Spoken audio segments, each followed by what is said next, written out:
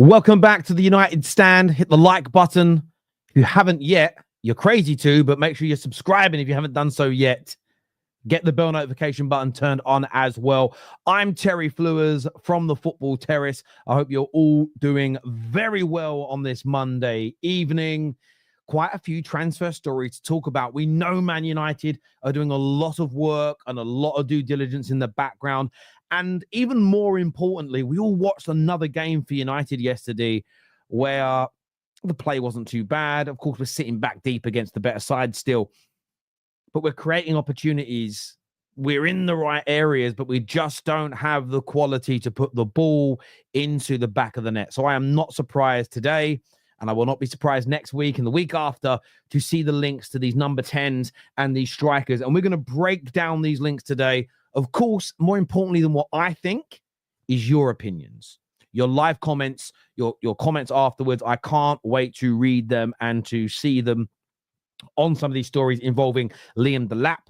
We're obviously looking at Matheus Cunha as well. And a bit of an update regarding Jadon Sancho. I want to get everybody's views and opinions on that. As ever, good evening, Chris Edwards. I hope you're well and everyone else who's tuning in. We've got a poll running as well around your view on the potential purchase of Cunha. So get yourself voting as well, and we'll put those poll results up for you as well. Good evening to Ralph. Hope you're good. Hello to Shah. Hope you're good, my friend. Hope you're doing very, very well indeed. Let me know where you're watching from around the world. I always enjoy reading that. It's always quite nice to know. Now, I want to start off with the Cunha news today. This has been shared by the United Stand Twitter account. This comes from Ben Jacobs. He's a good friend of mine. I know Ben very, very well. He says here that breaking news, Man United are interested in signing the Wolves forward Matheus Cunha. He has a release clause of around 62 million, which kicks in this forthcoming summer. It's understood that Cunha's agent will fly to England soon for face-to-face talks with potential suitors and has already made some initial contacts with Manchester United. Now, there is going to be competition. Let us not get that twisted. We're not going to be the only team that's looking at him. He's going to have suitors all over. He's a highly talented player. But if we'll park that part of the conversation for a moment and just look at yes or no, would you like Cunha to come in? If I look at the poll already, I'm just voting yes myself here on the poll. 84% of the audience currently saying they would take Cunha. I agree with you all. I agree with that 84%. I think there is a very good player who has a nice... We spoke about this for the last few weeks on the United Stand, versatility. And I know that everybody is desperate, specialist. But I think you need to have a number of players that have some a versatile nature. And what I mean by that, I think in the Ruben Amorim system, he would predominantly play in one of those 10s. However, he could go into the striker role if need be. But when I think more about the versatility, I'm talking about a player who could operate more pragmatically in games, as we saw United do yesterday against City, because I don't believe no matter how good our summer is, I don't think next season we're going to dominate every team home and away that we play. So I want a player that can play in a versatile way, as well as on the front foot in some games as well. And I think that Cunha gives Manchester United the ability to do that. And I think that's a really important component of what it is that we are trying to build. It really, really is. Mark here says, Terry, he's not signing for us. United will see he'll have better options. Teams like Arsenal, Chelsea, and Liverpool and City. And look, maybe you're right in that. Maybe we will not get him. And that's a fair conversation to have. There is definitely the possibility that a rival of Man United's has better pull in relation to him. From his perspective, a better option. That doesn't mean we won't sign players. And the reason I say that is for the best part of a decade, Mark. The best part of a decade, my bro. United have consistently been told by rivals and by some of our own fans, no way we're pulling that off. There's no way we're getting Pogba. There's no way we're getting Di Maria. No chance Zlatan is picking you. There's no way X, Y, or Z is going to happen. And then it does. Now, it doesn't guarantee they're going to be good signings, but I think Man United still hold a lot of pull. And I still say, I said this yesterday on the Football Terrace, said it this morning on the Football Terrace, and got laughed at a little bit. I'm really excited about the future of Man United. I'm genuinely getting to a point where I feel excited. Now, explain why a little later. Ben here says, if we got Cunha in January, do you think we'll be higher up the table? Yes. And that actually ties in very, very well, Ben, with why I'm personally feeling a little bit more excited about things at United at the moment. Now, excited doesn't mean carried away. But I was thinking about this a lot over the course of the weekend, about football and the social media element in general. And I feel that we've become, and I say we, because I include myself in this, I think we've become a bit of a miserable bunch. Self-entitled, overly angry, miserable bunch. And what I mean, I don't mean Man United specifically, I mean all clubs. And I was thinking about Nottingham Forest, and I was thinking about Aston Villa and how well they're doing this season. And everybody wants to punch above their weight. Everybody wants to exceed expectations. Everybody wants what Ruben Amorim's Sporting were doing.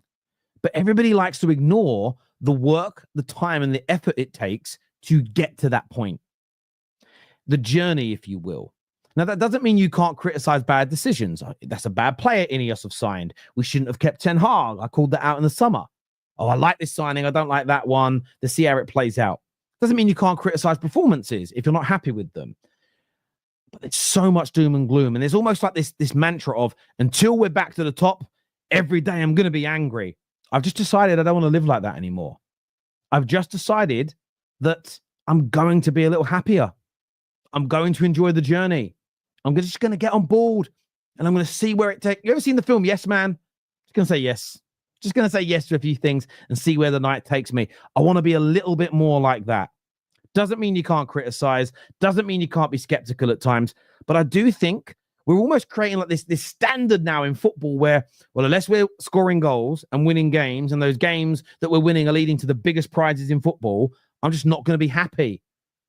I'm at a stage where I think, well, if that's how you view the game, maybe you need a different sport. Maybe you need a different pastime that makes you happy. Maybe you should do something very solo, like fishing or painting, something where you're completely in control of the outcome, right?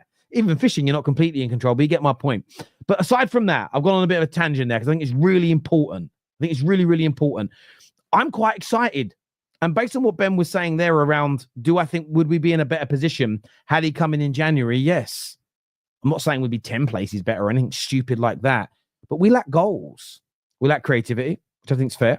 But the amount of just go back and watch the highlights of 4 of our recent games. Go back and look at the Arsenal match, Tottenham, Nottingham Forest, and Man City we just played. Across those games, we lost 2 of them and drew 2 of them. So we got 2 points from 12. We had more than enough chances in each of those games to win. Would Cunha have been able to help us potentially win those games? Yes. I don't think it's inconceivable that instead of 2 points, we could have had 9 from those games with someone like Cunha in our side. Probably need 2 or 3. And if we had an extra 9 points right now, everybody would just be a little bit happier. So I'm at a stage where I really feel like the way Ten Hag is trying to play is coming to life. I am not, by the way, sad that we're pragmatic in some games. I'm just not. Fergie did that most of my life against certain sides away from home and a few teams at home. Don't care. I think we'll do it less and less as we improve the squad. But I can see what he's trying to do. I can see the openings that we're creating. I can see the patterns and I can see the tactical elements of the game that are yielding openings. What we just don't have is the quality to capitalize. But it gives me great hope for the future.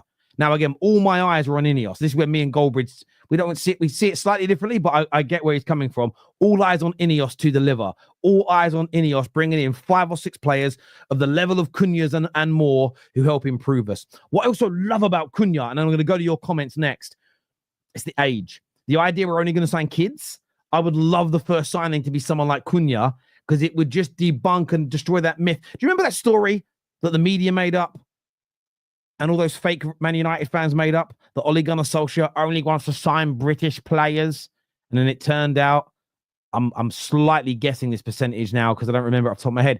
It was like 84% of all of these signings were non-British. And I just feel like there's this notion that's been created by the media. They're only going to sign babies. I would love Cunha to be first because it debunks that myth day one, and it's another piece of vile toxicity that we can go, the media lied about. We can push it to the side. So I would like it. This is from Emily Derry, who says, I don't mind signing a younger striker like Delap. If we sign Cunha, neither would be happy if, I think, would I be happy if Garnacho or one of the kids shot from stupid areas. Look, I sort of, neither of them would be happy if Garnacho did that. I agree. So I completely misread that. My apologies. I agree. I don't mind the signing of Delap. He's not one of my personal top targets. I prefer Osimhen, Victor Gyökeres, to name two.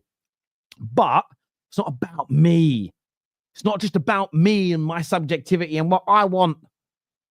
It's about looking at the bigger picture. And if we were to add Cunha and Delap to our attacking options next season, I'm excited about that. More speed, more power, more technical ability. Three components that are so important to Man United moving forward. Great comment there. And thank you. 36 months as a member. You absolute legend. You absolute legend indeed. Shah here, one of our members, says, Terry, I watched the game back. Do you think we're seeing small progress in relation to when we press? It's more intense and the running back is better slowly. Listen, I look at it this way. It's a really good point. We're so much. If we think of Pep and Klopp, who I would say in the past decade have been the two most successful head coaches in the Premier League, you guys, you're not going to go and do this because why would you? But if you go back and watch a lot of my match reactions and a lot of my shows where I spoke about the brilliance of their teams, the fundamental I called out and praised the most was ignored by the mainstream media, who, again, generally the punditry is awful from. The best component of those sides that made them so successful was their shape out of possession and their work rate to get back into shape when they lost the ball. What that did on so many occasions, it made it hard for them to be broken down, hard for them to concede goals. Now, we are nowhere near that level at this point. There's huge amounts of improvement that are needed. But I can see us getting to that stage. I can see the blueprint and the foundation there. What that then means, if you're hard, yesterday against City, we were hard to break down, hard to beat. When we then won the ball back, especially in the first half, 2 or 3 passes, we were in very dangerous areas. You add into that, Shah, more speed, more power, and better execution. It's basic. Football is an easy game. We're going to win more football matches. So yes, I'm liking the base of what we're building. However, when we've lost games and looked bad, I've stayed calm. When we've won games and looked good, I've stayed calm.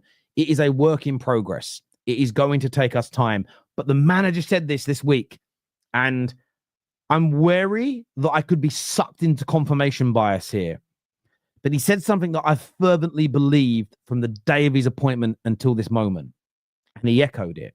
And that is, everything you're seeing this season, it is a bit of a write-off. We might win the Europa League potentially, but it's a write-off. Everything this season has been about preparing the squad and the team for next year, implementing the style, making them understand where they've got to sit, where they've got to stand, when they've got to sit, when they've got to stand, when they've got to press, where to go when they're in possession, where to stand when they're out of possession, where they've got to run to, the squares and the markers on the pitch to make us a very compact and hard team to beat, and also where we need to be standing in the attacks to make us our most dangerous.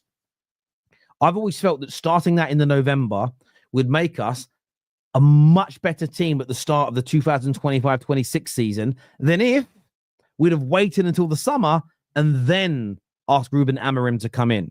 And he has essentially alluded to that himself. So, yeah, I really do think we're starting to see this come alive. The problem we've got is we're not getting the results that go with it.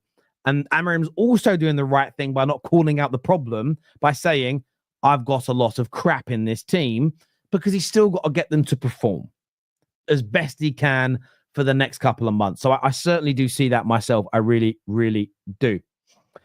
The other story that was mentioned by Emily in her comment, and by the way, keep hitting that like button for us, please, people, was Lyon Delap. And according to Chris Wheeler from the Daily Mail and Jack, I'm not too sure of his surname. Is it Jack? Is that pronounced Gahan? Who is from the Daily Mail, Sky, and others. He has stated that Lyon Delap is Manchester United's top striker target this summer. I may have said Rory. I keep saying Rory. I'll always probably say Rory, but there we go. And again, I've alluded to it already slightly. I wouldn't say I am Lyon Delap's biggest fan. Not because I don't rate him, not because I don't think he's a very talented player. I've only maybe watched him play about 5 or 6 times this season, where he has been my main focus. It's just so happened that when Ipswich have played a lot of the top 6 teams, it's been in games, maybe a few more than 5 or 6, maybe more like 7 or 8. But often their games have like overlap with other matches that just has been a much bigger focus on, because it might be part of the title race, top 4 race. It might be Man United might have been playing, I don't know, Brentford, and it might be Spurs Ipswich. And I'm focused on the Man United game more. And I think he's good. I think he's got the potential to become very good. There's just others that I prefer. But from an objective standpoint, he has good technical ability. He scored 12 goals this season in a very poor quality. They actually played pretty football, Ipswich, but they've got overall really poor quality, and he has still got 12 goals. What I also like about him is he has something we need a lot of. He has some good power and he has good pace. So objectively speaking, I think it would be a good acquisition for Man United. Subjectively, not at the top of my list, but I appreciate a lot of people like him. So if you are someone, we've got a poll right now, Lyon Delap to United, yes, bring him in, unsure or no. I'm voting on unsure, but that's because I've given you my reasoning as to why. I would love your opinion. Anyone who thinks yes, tell me why now in the comment section. Tell me now. Explain it. Break it down. Give us your arguments. I'd love to hear from you on that. This says here, Delap, same again, depends on price. Same. Okay, when you say same again, break that down for me. I like that comment there. In Amorim, I trust. Wait to see next season. The EPL ain't ready for this man. I hope you are right. This comes from Damon, says, I'm not happy with Delap either. I think he'll be a mid-table striker in the future. Who would you prefer? Like, give me a little bit more on that. Who would you prefer? Who would you like to see come in instead? I'd love to get your opinions on that. I really, really would. Melchant here says, Cunha is an attacker that presses us well. He would be perfect. Same for Simons. Yeah, I like Xavi Simons. I like him as well. He's a very good player. David here says, with that title, I don't believe we are signing Cunha. Said the same about Frankie de Jong and Kenda, etc. He probably is going to. When you say the title, let me read what you're saying here. Yeah, look, I mean, the United stand is just, as when I say the United stand, I'm on the United stand. I'll say we because I want to take ownership of this. That's a claim that's been made by some media outlets that Cunha wants the Man United move. The United stand isn't accountable for what happens. It's just reporting on a claim. What I think you should be saying, David, is you don't believe the claim from the media, because the United stand, along with every other fan channel in the world, is a fan channel that reports on news and reacts to it, as opposed to being the primary source. We need to be very, very mindful of that when it comes to transfer stories. By the way, Mark's obviously got connections and knows people, but by and large, most of his videos are about reacting to what's been said. Cunha would be ideal, and someone like Trincao. I like Trincao. He really has come on leaps and bounds. I've been watching him for Portugal in the international break, and I like it. I like what I see. Youth is great, but we need maturity in this side as well to teach the young players. I trust Amorim.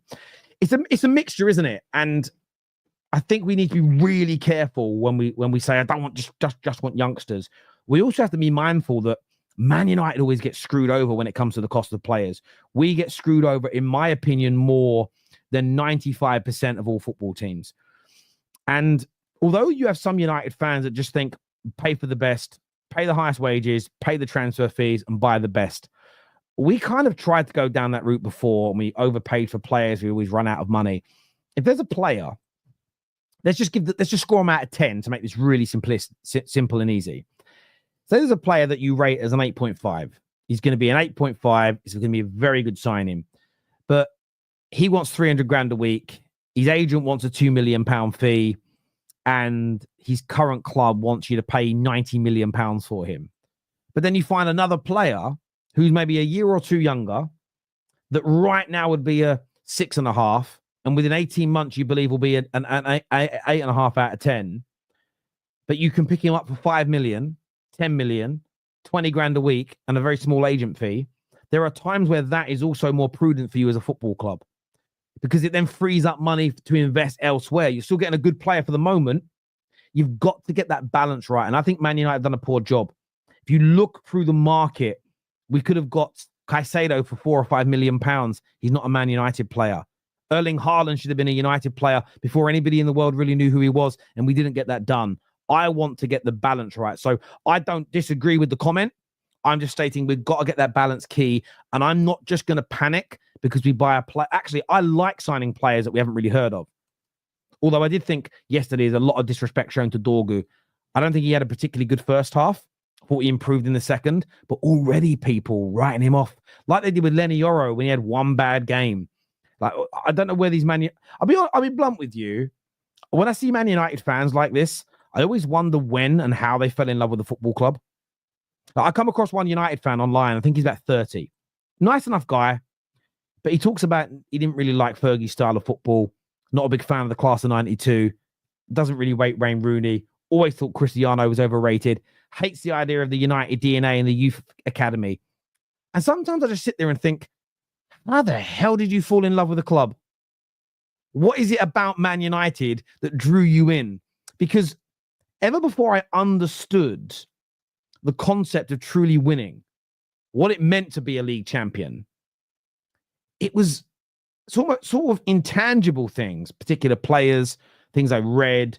I was a Man United fan. I remember being bought a book that was all about the Munich disaster, and I read it, and it made me sad, but it made me love the club more. As an example, learning about the Busby Babes and the famous the youth academy. And by the way, this was ever before anyone had heard of David Beckham, because this was in the late 80s, early 90s, before they'd come through.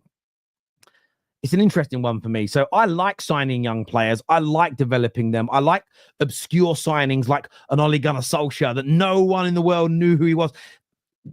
Javier Hernandez. I love when we signed him. I love the excitement of not really knowing much about him. And yeah, I'm all up for a little more of that. I'm up for a little bit more of it. 110% I am. This here from the United Stand, it says Dorgu's cutbacks are inconsistent, but he offers the side a much needed width. And listen, that we've been screaming for. I agree with that. He is nowhere near the finished article yet, which is why I don't just want to sign 20-year-olds, because I think a lot of them are going to need work. I want a good mixture. I want a nice mixture. But if we bought 6 proper players this summer and 4 of them were 22 years old and younger, and then 2 of them were, say, 25 and 27, I would be happy with that personally. Depends on the balance and the positions those individuals are in. And equally, not all youngsters are inexperienced. So there's a player we were talking about the other day. I want to say that it was Ekatike. I think he's played like 150 odd. It may not be him. It was another young player that's like 22, 23, who's played like nearly 200 games. I don't necessarily consider that personally to be inexperienced, if that makes sense. But certainly a lot of work to do. Mateta is a better option over Delap. I think Mateta at the right price. That's a very, very good shout indeed. This here from Frank, a super chat, says, I think we need to go all out for Isak. Listen, Frank, I'll be frank with you, Frank. I'll be frank with you, my old mate. I feel we have not got a cat's chance in hell. I don't know where that saying comes from. Why cats in hell? But hell would freeze over before that happens. We don't have the pool or the money to get Isak this summer. It would eat into so much of our budget that we wouldn't improve enough other areas as well. £150 million on one player, unless we sell the women's team for like 400 million quid, right? Unless we're able to do that, then I just think that is beyond a, my old sales manager used to say this to me when I was young and I was up and coming in the industry. We'd sit down once every 2 weeks and go through my pipeline. And he was a bit cheesy, but I loved him. And he'd go, Terry, are we reviewing a pipeline or a pipe dream? And it was basically, are you going to pull these sales off? Or are you just kind of filling your pipeline full of nonsense that isn't going to come off, that's going to waste all of our time? And I feel like that would be a pipe dream as opposed to a pipeline for a player. We need to buy one elite striker and an understudy. Yeah, Pete Phillips says that. Look, Pete, I don't necessarily think you're wrong in that train of thought, which is why Delap isn't on the top sort of priority level. Maybe what the thinking is, though, maybe the number 9 is developmental. Maybe one of the 10s is developmental. Maybe Cunha is seen as the third sort of part of that, like, of 3 purchases that's got the experience, or is seen as more elite. Although you probably wouldn't put Cunha into that elite category as of right now. So maybe that is the train of thought around this. So I'm not married to it having to be an elite striker. It could be a Delap. Maybe if the 2 10s that we buy, if we buy 2 10s, are Cunha and who else could we throw into that category that we would all get very, very excited about? I was about to say Broma, but I don't know how excited everybody would get about that. But I like him as if we signed Verts, right? I'm throwing that name out there in that position with Cunha, and then ahead of him it was Delap. I'd still kind of be okay. But I'm just using Verts as an example of a top level player. Oh, that's a great one. Cherky, yeah, absolutely, is a really good case in point. Trincao, you could throw into that category. Remember, I'm thinking off the cuff here because we're talking out loud in a conversation. So I don't think it has to be the number 9 per se, although I would like it to be. So again, I'm open-minded on this. Emily says here, our negotiating reputation was created by incompetent people like Woodward, Arnold, and Myrtle, and has persisted whilst they were at United. Reputations like that are very difficult to reverse. I said, I agree. And I feel like Myrtle did a much better job than others, but Woodward and Richard Arnold, they are a huge key component as to why Man United fell off, as to why Manchester United lost our way. We were not respected by and large in the industry with those 2 talking, and it is going to take time to undo that. But the summer just gone, we got some very good prices for players. It was our greatest ever summer for sales, even though it wasn't particularly high, and I expect to see that get better this summer. So, Emily, I think you make a very, very good point there that shouldn't be undermined or ignored, actually. It's a very, very, very, very good point. Luis here says, can you please forward this message to Mark? Happy birthday, you beautiful mother. I'm sure he will see this. As we all know, it's Mark's birthday tomorrow. I'm sure he told you all. I'm sorry he said it earlier on the stream. But yes, it's his birthday tomorrow. So send him in your wishes. And I'm sure he'll appreciate that. Rob, always United, says, Delap's okay, Terry, but I think we need an Osimhen. Listen, I do agree with you. Subjectively, I agree. I would like the number 9 to be 25, 26, 27, experienced. Where we have to be open-minded is that may not be plausible. Then the 2 or 3 that fit that elite category in the current pool of available talent could be snapped up by other clubs. So at the very least, we have to have other options. So maybe we're going to have to settle for someone that's more developmental, but there could be more options for that kind of 10 role of more experienced players. And that is where we look at the recruitment team and we look at the football club and go, it's on you to get that right. Chandler, that old name Chandler, says Cunha, Frimpong, Delap, Edison, possible. I think all 4 of those signings would be plausible. They're all attainable. Does it mean United will land them? Not necessarily, because Edison and Delap and Frimpong and Cunha, all 4 have got 3 or 4 big clubs looking at them. So are they attainable? Yes. And when I say attainable, I want to explain my language. Haaland's unattainable. Mo Salah is unattainable. Well, he's on a free, but he's unattainable. Saka, unattainable.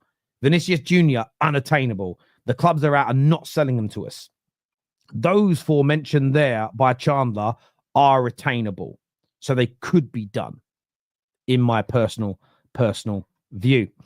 Dan Harding says, LD, nothing new. Sorry, Liam Delap, nothing new or different, just another body rather than a game changer. Don't spend on that. Get David, as in Jonathan David, I think you mean, for a free for that, and wait to get a number 1 target. Well, look, this is the thing with Jonathan David being a free transfer. I mean, if you got to look at it 2 ways, Dan. I appreciate your opinion that you think Liam Delap is just another also run and will never be anything special.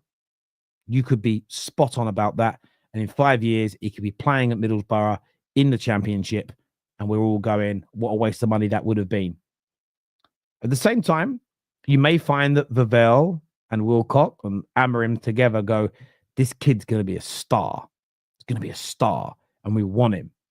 But maybe we could, if they believe that, there's a mid ground here. Maybe you go and get Delap for the 30 to 40 million. Maybe you also go and get David for free.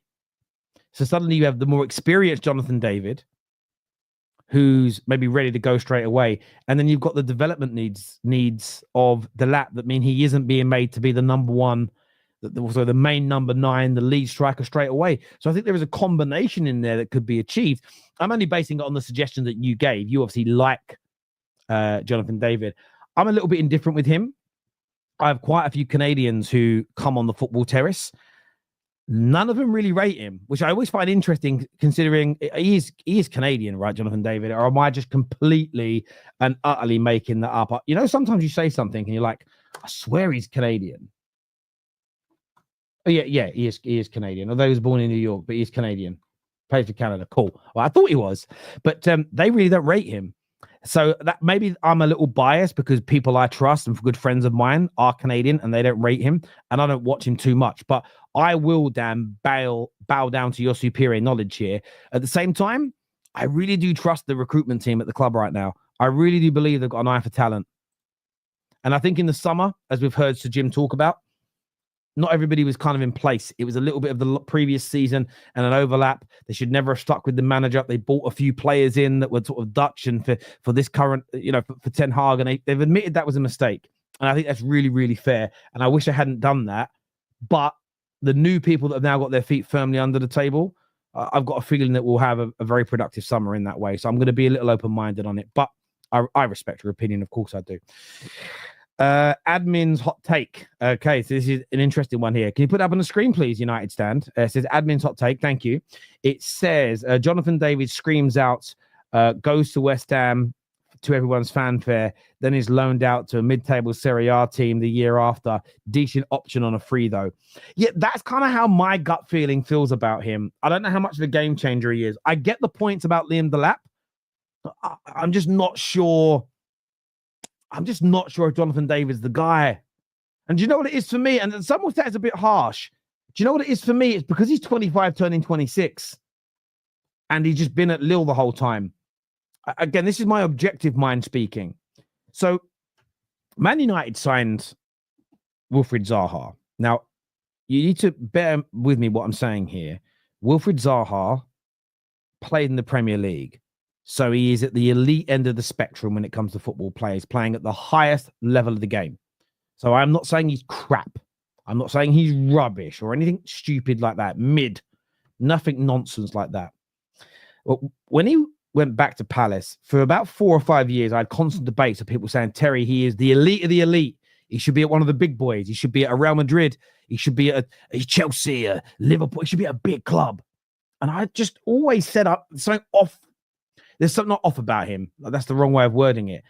I just always felt he wasn't quite of that level of the elite spectrum. And then we saw him leave Palace and go to Galatasaray, do well. And I'm not even sure where he is now, I'll be honest with you. I want to say he's gone to Saudi, but it might be America that he's gone to. Where is Zaha now? Where's he playing his football? 32 years old, and he's now playing in the MLS. There we go. Is that the MLS? I think it's the MLS. He's now in the MLS. Went to Galatasaray for last season. Then went on loan to Lyon. That didn't last very long. Now he's over in Charlotte, playing for Charlotte FC. And this is nowhere near an attack on this man, because he's a very, very talented football player. But objectively speaking, the fact that he lasted the best part of a decade at Palace, no major club came in for him. Then went to Galatasaray, didn't work out. Then went to Lyon, didn't work out. And he's now in the MLS. Objectively speaking, I won that debate. And I think that's what we have to look at with Jonathan David. He's 25, turning 26. He's been linked to everybody for 5-6 years, and he's never had the move. Forget how you feel about him personally. You've got to be objective in that and say, maybe he's not quite that guy. Maybe every club's made a mistake. And there was always that possibility that Zaha left Palace, went to Galatasaray, killed it for a year or two, and then ended his career at a massive club. And everybody made a mistake by not buying him. But I always felt very good footballer, deserved to be a Premier League player, but was not quite good enough to go to that next stage up in the elite spectrum. And Jonathan David, I think, sits in that category for me as well. Just a gut feeling. But there we go. Some players are just suited to being stars in mid-table teams. Yet some people are like big fish in a smaller pond. It suits people. You know, sometimes it's a mentality or a personality element. Other times it's just space. And when I say space, I remember when we signed, listen, Ashley Young's been a very good professional, still playing now, and he's basically 40. But when Man United signed him from Aston Villa I want to say we signed him in the summer of 2010. The previous 2 seasons, he was one of the highest chance creators in the Premier League from the left-hand side of the midfield. Went to Man United and those numbers and metrics dropped. And that's because when he was playing for Aston Villa and doing very, very well, he was rarely doubled up upon and teams weren't sitting back in deep, low blocks against Aston Villa. So he had more room and more time to cross balls into the box. He went to Man United, different kettle of fish. The level of space and the attention he got from defenders suddenly increased massively. And then you really get to test the quality of a player. So, yeah, I agree with that massively, hugely what you just said there. This here says from Darren, he says, which striker do you think we'll end up with? Such a hard question. Right now, reading the stories, Delap. What I want, coupled with the stories, Osimhen. So, yeah, that's the way around I see it. 3-0 to Newcastle. My God, Leicester are so bad. Oh, is it already 3-0, is it? Oh, wow. I actually forgot there was a game on tonight. What is that? Is that 3-0? I'm just going to check on the scores now. Oh, yeah, look at that. Who's got the goals tonight? Isak scored again? Oh, Murphy with 2 goals in the first 11 minutes.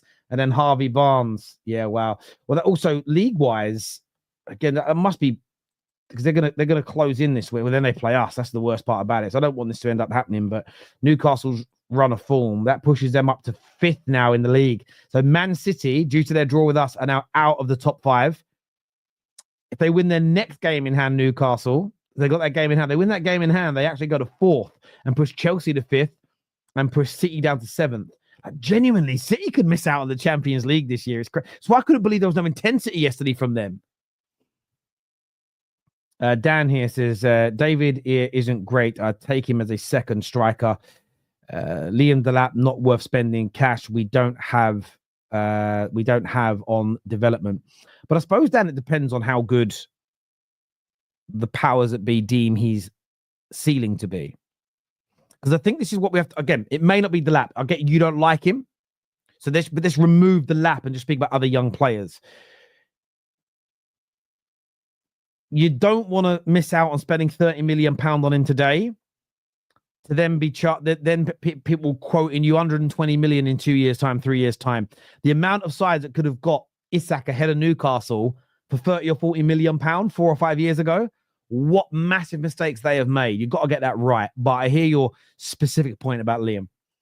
No way Glinios will pay Cunha's release clause.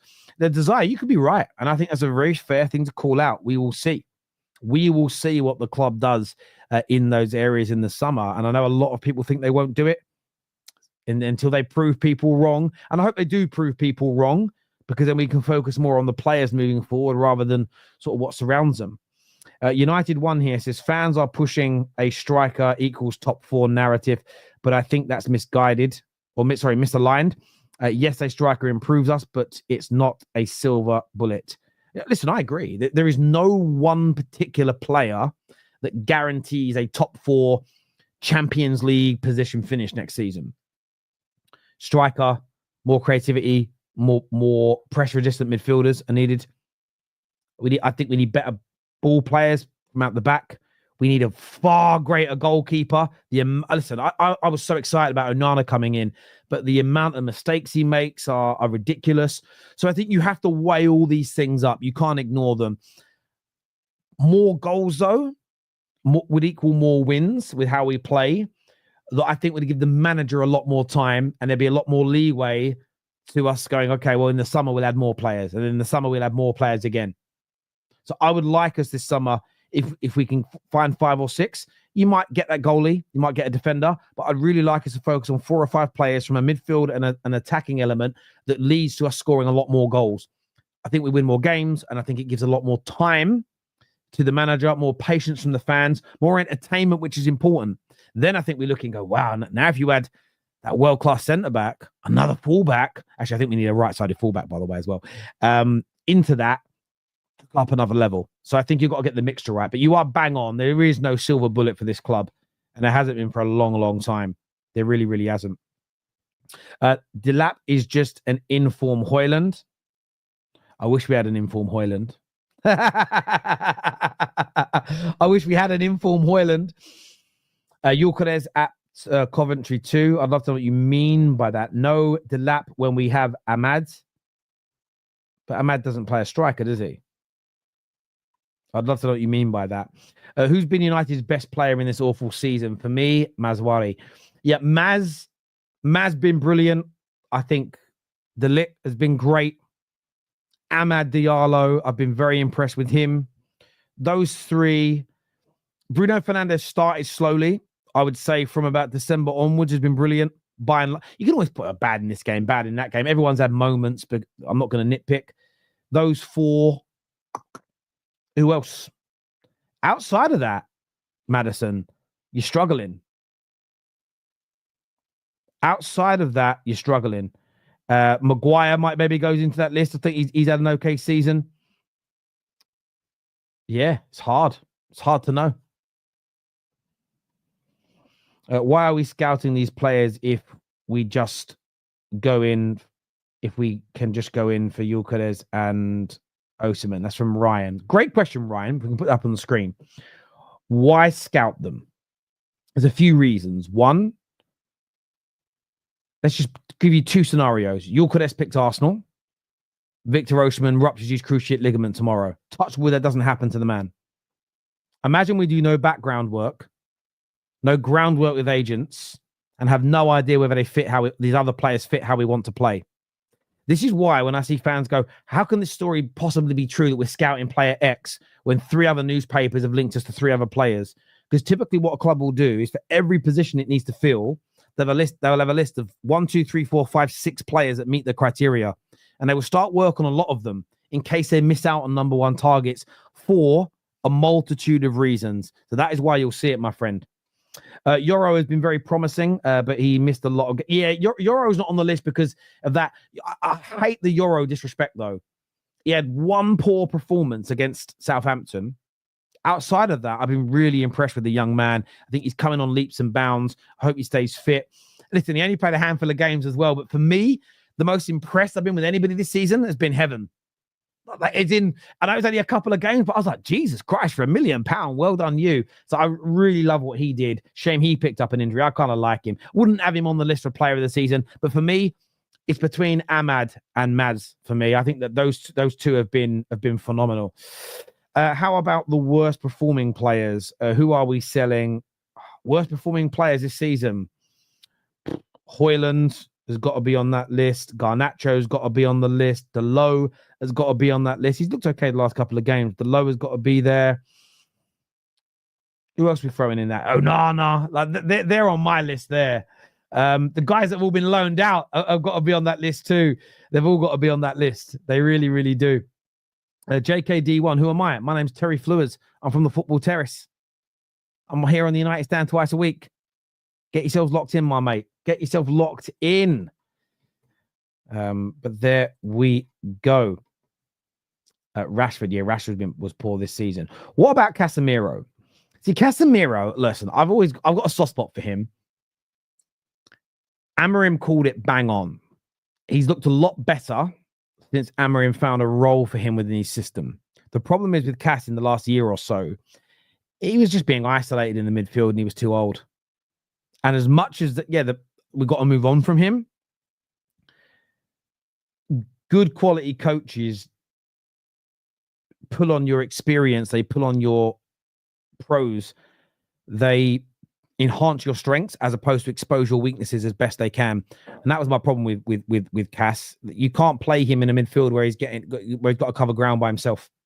So yeah, I would put him in our worst performers this year, though. I really, really wouldn't. Spend 150 million on a striker if necessary, but only with Champions League, same circle anyway. Yeah. Listen, I hear where you're coming from with that. And look, if we are able to pull off this Europa League, I'm not counting any chickens right now, but if we were able to do that and generate some extra money, I think that would really help us in the summer. I really, really do. Bruno, best midfielder in the world. I wouldn't necessarily go that far. I wouldn't do that.